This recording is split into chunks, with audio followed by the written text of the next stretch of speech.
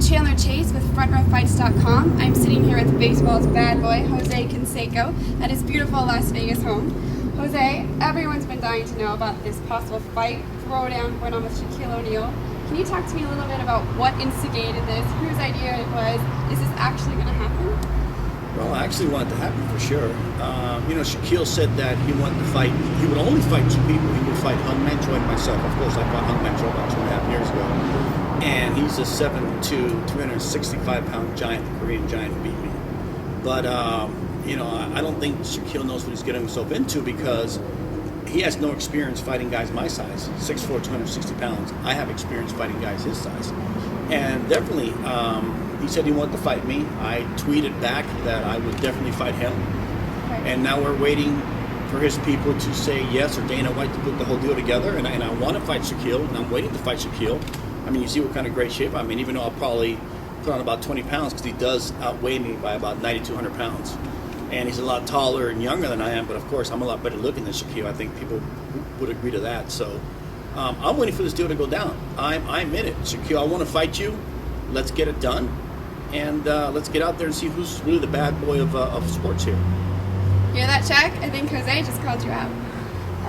So can you just clarify, have you and Shaq ever met in person? Have you ever had any sort of relationship on dinner, met at a party?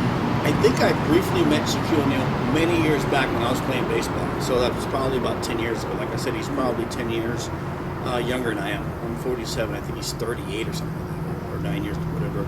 But never met him before. I've seen a lot of the YouTube fights he's done with a lot of smaller fighters. I mean, it looks like they were all set up. He's really not hitting them. And they're trying to, fight a guy a foot, 2 feet, a foot and a half taller than he is. But like I said, he's never fought a guy who's, I'm going to fight him if this fight goes, which I want it to go at, 6'4", about 280.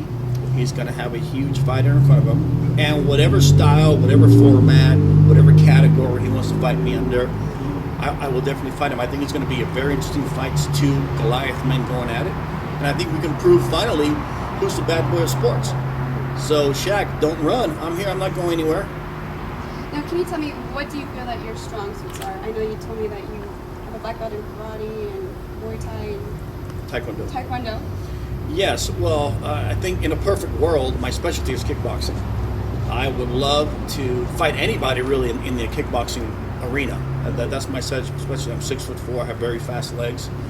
I don't have a lot of jiu-jitsu experience, even though I worked some with the Gracie family, and Ryan here has helped me out quite a bit. And I would love again to work with the Gracie family once this fight goes down. So I think Shaquille is not going to back down. I think he's going to take the fight, and I will definitely train some more with the Gracie family here in Vegas. And it's going to be exciting. The Diaz brothers, which I'm a big fan of theirs. I actually trained briefly with the Diaz brothers a little bit. He was showing me some jiu-jitsu, and I'll tell you what, hats off to these guys because jiu-jitsu is it's very difficult to do, and it takes years and years to actually master it. So if Shaquille O'Neal knows any jiu-jitsu, he's got the jump on me. But I think it's going to be interesting. I think, Jose Canseco, who everybody wants to see in the ring, win, lose, or draw, and Shaquille O'Neal, which is now establishing himself as the bad boy of basketball. Let's do it. Let's definitely get in there and fight. So what I'm taking from this is you want to keep the fight standing up. You feel more comfortable.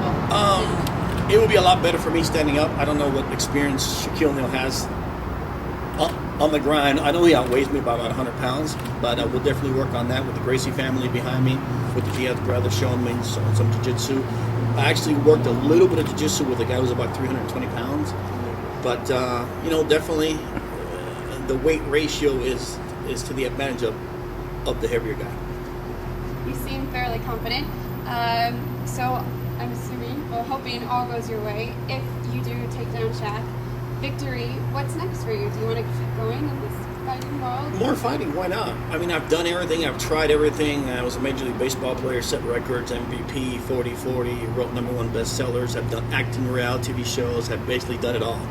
So I think, I tried some celebrity fighting. I tried fighting professionally against Hung Man Choi. And, I know what it feels like to fight a guy over 7 feet, well over 300 pounds. So that's going to be an advantage for me. Also, just to have that type of experience. Also, I fought a few professional fights. And you were talking earlier about the fight against, he was 7'2", and you were saying that, I'm 6'4", normally I'm a big man on campus, and, you were saying what it was like to be in the ring with someone who was dominating you, and that role reversal? I think people have seen the fight with Shaquille and myself. I remember people calling my brother, my twin brother, and saying, "Is your brother like 5'10"? No, my brother's 6'4", 260 pounds." And they were saying, well, this guy he fought made him look like a little kid. Well, that's Hung Man Choi. He's 7'2", 365 pounds, bigger than Shaquille O'Neal. So I've got a lot of experience fighting giants. So you're going to continue doing mixed martial arts. I think you want to work on your jiu-jitsu. Right. Is there any other style that you want to focus on? Well, I would say my weakest part would be jiu-jitsu. I think my strength is stand-up kickboxing. And I got very strong, fast legs. And I just have to take advantage of that. But, I think you have to have a well-rounded game fighting Shaquille O'Neal. And I think I would have to, I'm 260 right now. People can say I'm in great shape. But I'd probably put on 20 more pounds and fight him about 280. Do a lot more training, do a lot more stamina work, a lot more cardio. Could you walk me through what a typical day of training would be like for you? Yeah, let's say if I were what time do you to wake train up? for a fight. What am I going to eat for breakfast? Well, I train for a fight before. Basically, you wake up at 9 or 10. You do some road work, you do some mountain work, you go to certain hills. You come back. I've done a lot of pull work to build up stamina and flexibility. Then after that, you actually sparring and training. And then after that, you do your weightlifting. If you're trying to either lose weight or gain weight for this fight, I try to get some muscle mass. So the main important thing is I think I'm heavy enough. I'm already 260. I think we would have to work on, because Shaquille's so big, hopefully be faster than him and have a lot more cardio than what he has and outlast him. I think once you get him into, if they're 5-minute rounds, after 3.5 minutes of two giants fighting, one of them's going to get real tired. And the one that's going to get real tired is the one that's going to lose.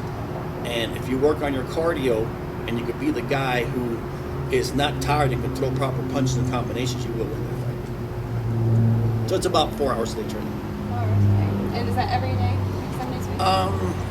Depends, probably every day. I think you might take one day off, but I think in the very beginning, because of the soreness factor, you go 5 days and you increase it to 6 days, and then you may go 7 days, and then I think before the fight you take a couple days off just to build that body back up, and you go in there and fight. Okay. And you mentioned you were working with a knee injury in your fight a couple of years ago. How was that going? Well, the knee's fine. I had a really bad knee injury when I fought Hung Man Choi. I think at the end of the fight, people saw that, where I threw a bunch of kicks, combinations. And I went around to his left at one point. My knee kind of buckled backwards, and I kind of grabbed it. And when he saw that, he came after me, and he kind of like, my knee was gone. He pushed me over, got on top of me, started pounding me in the back of the head. And I never felt such a huge presence on my back as Hung Man Choi. When he put his hand on me and locked me down with his leg between my legs, I felt like there was a car on top of me, and I tried to move, I couldn't move. And obviously we were going to fit gloves. His gloves were beside mine. We were picking up our gloves, and both of my hands together was one of his hands. I think he had the biggest hands. It was a 5X or 6X, even bigger hands than Brock Lesnar. So, Wow. it was kind of freaky seeing that. Just big. Okay, switching gears a little bit. Any comparisons between baseball and MMA? And now baseball is America's favorite pastime. Everyone loves it. Do you think that MMA has potential to become one of those sports for America? Oh, it's already up there. It's definitely surpassed boxing, which boxing is one of the biggest contact sports ever. I think definitely MMA is still growing.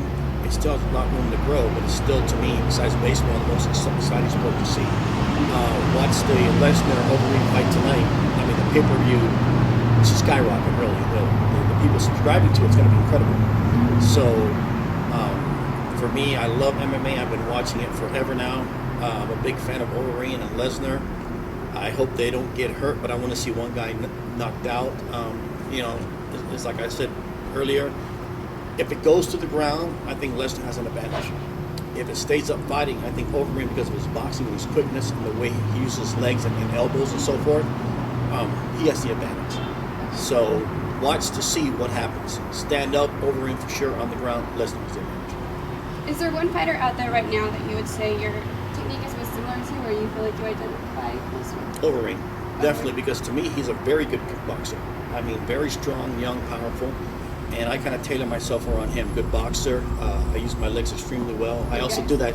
Yeah. I'm 6'4", 260 pounds as he is. I also use that jump knee that he actually does.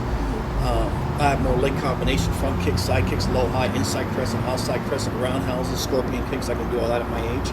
So it's going to be exciting. I don't think there's anybody at my age, 47, at my weight category that can use his legs the way I do. And, hopefully, I would love to have it in a kickboxing environment, but I'll fight him under any. And where would you like to see the future of the MMA sport go? Worldwide. Definitely worldwide. And I think it's there. I think Dana White's done an exceptional job.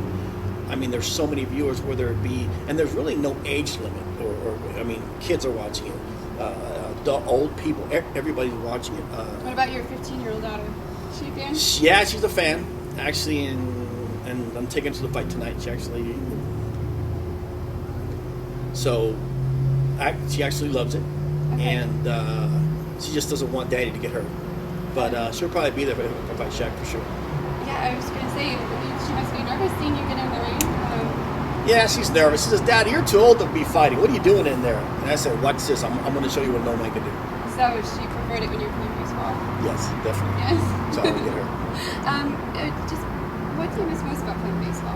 Obviously, completely different sport, completely different lifestyle. Completely different sport. But I'll tell you what, the adrenaline is kind of like the same. I mean, I remember my adrenaline flow when I fought Hungman Choi.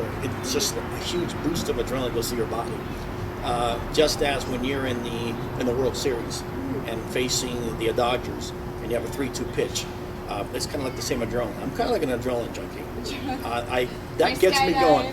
Yeah, exactly. I mean, I've taken cars at 240 miles an hour. I've taken motorcycles at 200 miles an hour. I've written #1 bestsellers. I fought professionally. Anything that kind of draws adrenaline. And as an athlete, I think that really gets you going. The adrenaline pump really makes you feel alive. And is there a certain age you feel like, oh, I don't know, I might be getting too old, I don't know if I should be putting my body through this anymore, or are you just going to keep on? When I'm dead. When you're done. Yeah, I have a theory. Life starts at 40. I have a theory that if you keep yourself in great shape and you stay active and you never give in, you never give up, you exercise all the time, and if you believe you can actually do it, you can. I think once the mind believes you can't do it, the rest of it goes instantly. Your 50s and your 40s. That's right. So I'm close to 50. Well, thank you so much, Jose, for speaking with us. Thank you. And by the way, Shaq, read this. Don't be scared. I'm waiting for you. Get ready.